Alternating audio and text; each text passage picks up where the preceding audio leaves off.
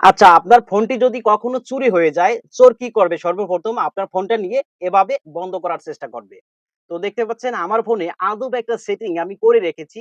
যখনই চোর বন্ধ করতে যাবে, তখনই কিন্তু আমার ফিঙ্গারপ্রিন্ট এবং পাসওয়ার্ড ছাড়া চোর কিন্তু আমার ফোন বন্ধ করতে পারবে না। তা আপনার ফোনে এই আজব সেটিং কিভাবে করে রাখবেন? এই সেটিংটি যদি করে রাখতে পারেন, আপনার ফোন বন্ধ করতে পারবে না। সেক্ষেত্রে আপনার ফোনের লোকেশন ট্র্যাক করে আপনি কিন্তু আপনার ফোনটি উদ্ধার করতে পারবেন। চলুন এই ইন্টারেস্টিং সেটিংটা আপনার ফোনে কিভাবে করবেন আমি দেখাচ্ছি। আচ্ছা, শুরুতে আপনার ফোন থেকে আপনার সেটিং এ যাবেন। দেন এখানে আসার পরে এই যে সার্চ বার, এই সার্চ বারে আপনি টাইপ করবেন এই যে রিকোয়ারড পাসওয়ার্ড টু পাওয়ার অফ। এইটা লিখে সার্চ করার পরে এই সেটিংটা চলে আসবে। দেন এখানে ক্লিক করবেন। আচ্ছা, তারপরে এই যে রিকোয়ারড পাসওয়ার্ড টু পাওয়ার অফ এইখানে ক্লিক করবেন। তারপরে এখান থেকে এই যে রিকোয়ারড পাসওয়ার্ড টু পাওয়ার অফ এই সেটিংটা আপনি অন করে দিবেন।